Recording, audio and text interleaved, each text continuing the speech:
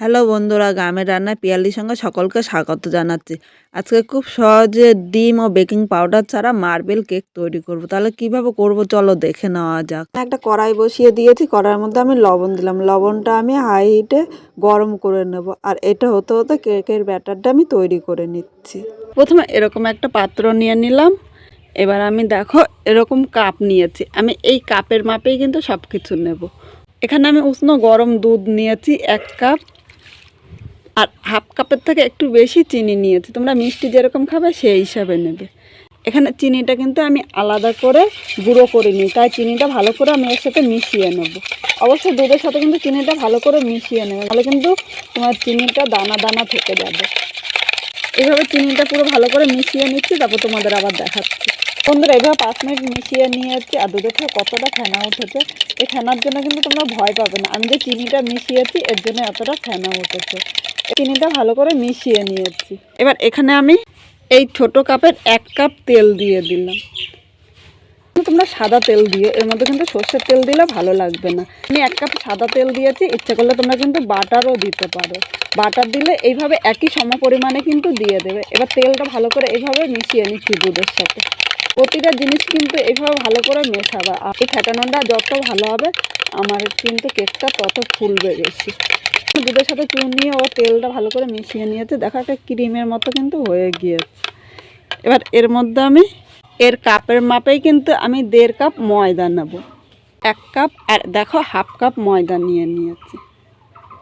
এবার ময়দাটা এর সাথে অল্প অল্প করে আমি মিশিয়ে নিচ্ছি। এইভাবে ময়দাটা কিন্তু ভালো করে মিশিয়ে নিও। আর ময়দার মধ্যে যদি জাম্প থাকে তাহলে সেগুলো কিন্তু ভালো করে এইভাবে ফাটিয়ে নিও। তোমাদের কাছে যদি মনে হয় এটা বেশি গাঢ় হয়ে গিয়েছে, তাহলে এর মধ্যে কিন্তু একটুখানি দুধ দিয়ে দিতে পারো। অবশ্যই কিন্তু দুধ দিও, জল দিলে কিন্তু একটু খেতে ভালো লাগবে না। এখানে একটু গাঢ় গাঢ় মনে হচ্ছে, আমি সামান্য একটু দুধ দিয়ে দিলাম। এবার এর সাথে ভালো করে মিশিয়ে নিচ্ছি। এই ব্যাটারটা কিন্তু আমি খুব বেশি পাতলা করব না, ব্যাটারটা আমি একটুখানি গাঢ়ই করব কিন্তু। আর একটুখানি দুধ লাগবে, দেখো একদম এতটা গাঢ় কিন্তু আবার ভালো লাগবে না। এবার এটা ভালো করে মিশিয়ে নিচ্ছি। বন্ধুরা, ব্যাটারটা দেখো এখানে সব কিছুর সাথে মিশিয়ে নিয়েছি। এবার এর মধ্যে অল্প লবণ দিলাম। আমার মনে হয় যে কোনো মিষ্টি খাবার একটু লবণ দিলে কিন্তু খেতে ভালোই লাগে। এবার লবণটা এইভাবে নেড়ে চেড়ে মিশিয়ে নিচ্ছি। আমি কিন্তু এইভাবে একটা একটা করে জিনিস দেবো আর এইভাবেই কিন্তু মেশাবো, কারণ এটা যত ফাটানো ভালো হবে আমার কিন্তু কেকটা তত ফুলবে বেশি। আর আজকে আমি ডিম ছাড়া করবো, তোমরা ইচ্ছে করলে এর মধ্যে একটা ডিমও দিয়ে দিতে পারো, কিন্তু আমি একটু সম্পূর্ণ নিরামিষ করবো। আমার এক দিদিভাই কমেন্ট করে বলেছিল একটু নিরামিষ কেক দেখাতে, তাই আজকে আমি তার জন্য এই কেকটা করলাম। লবণটা এখানে নেড়ে চেড়ে মিশিয়ে নিয়েছি। এবার দেখো এই জায়গায় আমি হাফ চামচ ভ্যানিলা এসেন্স দিয়ে দিলাম। এটা কিন্তু শুধু গন্ধের জন্য, তোমাদের কাছে যদি ভ্যানিলা এসেন্স না থাকে তাহলে কিন্তু একটু এলাচের গুঁড়োও দিয়ে দিতে পারো। এবার আবারও সব কিছু আমি ভালো করে মিশিয়ে নিচ্ছি। এবার আমি 10 মিনিট এইভাবে ফেটিয়ে নিচ্ছি। আজকে আমি কেকটা যেইভাবে করছি তোমরা যদি সেইভাবে করো অবশ্যই একটা কমেন্ট করে কিন্তু জানিও কীরকম হয়েছে। এটা ফেটাতে ফেটাতে দেখবে অনেকটাই কিন্তু কালার চেঞ্জ হয়ে যাবে। বন্ধুরা, এখানে 10 মিনিট ব্যাটারটা আমি ভালো করে দেখো এভাবে ফাটিয়ে নিয়েছি। আর ব্যাটারটা কিন্তু একদম তৈরি হয়ে গিয়েছে। এর টেক্সচারটা কিন্তু এরকম হবে, তাই কিন্তু বুঝতে পারছো আমি কিন্তু খুব পাতলা করিনি, একটুখানি এইভাবেই গাঢ় গাঢ় কিন্তু করে নেবে। এবার এর থেকে কিছুটা ব্যাটার আমি এই পাত্রের মধ্যে নিয়ে নিলাম। আজকে 2 রকমভাবে তোমাদের দেখাবো, খুব সহজেই কিন্তু তোমরা করতে পারো বাড়ির অল্প উপকরণ দিয়ে। আমি কিন্তু এটা আজকে তোমাদের সাথে শেয়ার করলাম। এখানে আমি হাফ হাফ করে 2 জায়গায় ভাগ করে নিয়েছি। এবার এটা এক সাইডে রেখে দিলাম। এখানে দেখো 1 প্যাকেট কফি পাউডার নিয়েছি, এটা 10 টাকা দাম। আমি এখানে কফি পাউডার নিয়েছি, তোমরা ইচ্ছা করলে কিন্তু এখানে ক্যাডবেরিও নিতে পারো। এবার আমি প্যাকেটটা ছিঁড়ে নিচ্ছি। দেখো এই চামচে আমি হাফ চামচ কফি পাউডার নিয়ে নিলাম।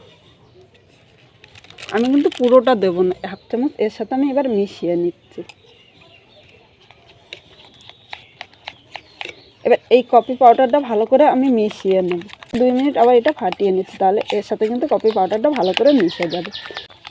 এরকম ফাটাতে ফাটাতে দেখবে এর কালারটা কিন্তু অনেকটা চেঞ্জ হয়ে যাবে। বন্ধুরা, এর দেখো কালারটা কিন্তু অনেকটা চেঞ্জ হয়ে গিয়েছে। এখন একটু হালকা লাগছে, এটা কিন্তু পরে আরও গাঢ় হয়ে যাবে কালারটা। আমি আরও 10 মিনিট এইটা ফাটিয়ে নিয়েছি। আর দেখো যতটা ফাটাবা ততই কিন্তু কালার চেঞ্জ হতে শুরু করেছে। এটা দেখে তোমরা কিন্তু বুঝতে পারছো যে এর কালারটা কিন্তু অনেকটাই চেঞ্জ হয়ে গিয়েছে। দেখেছো এখন তোমাদের কাছে হালকা লাগছে কালারটা, কিন্তু যখন আমি কেক করব এই কালারটা কিন্তু আরেকটু ডিপ হবে। আর এর ব্যাটারটা দেখো, ব্যাটারটা দেখে কিন্তু তোমরা বুঝতে পারছো আমি খুব পাতলা করিনি, কিন্তু এভাবে ব্যাটারটা তৈরি করে নেবে। এই ব্যাটারের টেক্সচারটা দেখে তোমরা বুঝতে পারছো। কিন্তু এভাবে আমার দুটো ব্যাটার তৈরি করে নিয়েছি। এবার এটাও আমি এক সাইডে রেখে দিলাম। আমার কাছে এরকম একটা বাটি নিয়ে নিলাম। কেক করার জন্য আমার কাছে আলাদা বাটি নেই, তাই আমি এই বাটিতে আমি করব। বাড়িতে কিন্তু যে কোনো স্টিলের পাত্র বা সিলভারের পাত্র দিয়ে তোমরা করতে পারো। এবার পুরো বাটিতে ভালো করে আমি তেলটা মাখিয়ে নিচ্ছি। দেখো পুরো বাটিতে ভালো করে তেলটা মাখিয়ে নিয়েছি। এবার এর উপর দিয়ে একটু ময়দা ছড়িয়ে দিলাম আমি। এই ময়দাটা দিলে তাহলে কেকটা কিন্তু আমার নিচে দিয়ে লেগে যাবে না। এবার ময়দাটা পুরো বাটিতে এইভাবে আমি লাগিয়ে নিচ্ছি। এটা খুব সহজেই কিন্তু তোমরা বাড়িতে থাকা উপকরণ দিয়ে করতে পারবে। আর এর মধ্যে তোমরা যদি চাও তাহলে কিন্তু ডিমও মিশিয়ে নিতে পারো। আমি আজকে নিরামিষ করবো দেখে তাই ডিম দিলাম না। এটা ভালো করে মিশিয়ে নিতে এবার যে ময়দাটা আছে একটু সেটা আমি এইভাবে ঝেড়ে নিয়ে ফেলে দিলাম। বন্ধুরা এবার এই বাটিটা আমি এক সাইডে রেখে নিলাম। এবার দুটো ব্যাটারি দেখো আমি নিয়েছি। এর মধ্যে আমি একটা ইনো নিয়েছি। এবার ইনোটা কিন্তু আমি দুটো প্যাকেটের মধ্যে ভাগ করে দেবো। আমি দুটো চামচের মধ্যে মাপে দেবো, তাই আমি এইভাবে চামচটার মধ্যে নিয়ে নিলাম। এবার প্রথমে এই ব্যাটারের মধ্যে হাফ ইনো দিয়ে দিলাম, আর হাফ কিন্তু আমি রেখে দিয়েছি। ইনোটা অ্যাক্টিভ হওয়ার জন্য এর উপরে সামান্য আমি একটু জল দিয়ে দিলাম। এবার হালকা হাতে আমি নাড়িয়ে নিলাম, খুব বেশি কিন্তু এখন নাড়াবো না। এইভাবে ভালো করে মিশিয়ে নিলাম এই ব্যাটারের সাথে। এটা কিন্তু এখন করে একটু তাড়াতাড়ি করতে হবে, এভাবে করে কিন্তু রেখে দেওয়া যাবে না। দেখো এই ব্যাটারটা রেডি হয়ে গিয়েছে। একইভাবে আমি এই ইনোটা এই ব্যাটারের মধ্যে দিয়ে দিলাম। এই ইনোটা অ্যাক্টিভ হওয়ার জন্য সামান্য একটু জল দিলাম, খুব বেশি জল দেওয়ার কিন্তু প্রয়োজন নেই। এবার এই ইনোটা এক সাইড দিয়ে আমি মিশিয়ে নিলাম। হাতে কিন্তু মিশিয়ে নেবে, এই সময় কিন্তু বেশি ফাটাবে না, তাহলে কিন্তু ইনোটা নষ্ট হয়ে যাবে। এখানে দুটো ব্যাটারি আমার রেডি হয়ে গিয়েছে, এখন কিন্তু বেশিক্ষণ রাখবো না। এবার দেখো প্রথমে আমি এই বাটিটা নিয়ে নিলাম। এর মধ্যে প্রথমে এই ব্যাটারটা 1 চামচ দিয়ে দিলাম। এবার এর উপর দিয়ে আমি এই ব্যাটারটা দিয়ে দিলাম। এই ব্যাটারটা কিন্তু এই ব্যাটারের মাঝখানটা দিয়েই দিয়ে দেবো। এবার আমি এই বাটিটা একটু ট্যাপ করে নিলাম। দেখো তাহলে কিন্তু ছড়িয়ে গেল। এইভাবে আমি একটা একটা করে ব্যাটার দিয়ে দেবো। আবার এই ব্যাটারটা আমি মাঝখান দিয়ে দিলাম। এখান থেকে এই ব্যাটারটা আমি 1 চামচ এই মাঝখানটাই দিয়ে দিলাম। ঠিক এই মাঝখানেই আমি কিন্তু দেবো। আমি একটুখানি ট্যাপ করে নিলাম, তাহলে বাটির মাঝখানে যদি ফাঁকা থাকে সেই ফাঁকাটাও কিন্তু আমার আর থাকবে না। এইভাবে একটা একটা করে আমি ব্যাটারগুলি দিয়ে তারপর তোমাদের আবার দেখাচ্ছি। তোবার আমি দেবো একটার পর একটা, এরকম কিন্তু ট্যাপ করতে থাকবো। বন্ধুরা দেখো পরপর এরকমভাবে নিয়েছি। এবার আবার আমি একটু ট্যাপ করে নিলাম, তাহলে কিন্তু ভেতরে যেইটুকু ফাঁকা থাকবে সেই ফাঁকাটা কিন্তু এইভাবে ট্যাপ করে নিলে আর থাকবে না।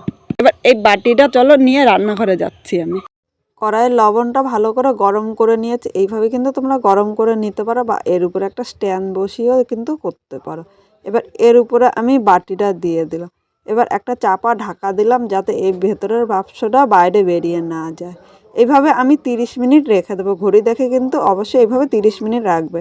আর আগুনটা রাখবে লো টু মিডিয়ামে, মানে আমি হাইয়ের থেকে একটু কম আর লোয়ের থেকে মানে তার একটু বেশি, মানে মাঝামাঝি অবস্থায় আমি আগুনটা 30 মিনিট এইভাবেই রেখে দেবো। 30 মিনিট পর আমি আবার ফিরে আসছি।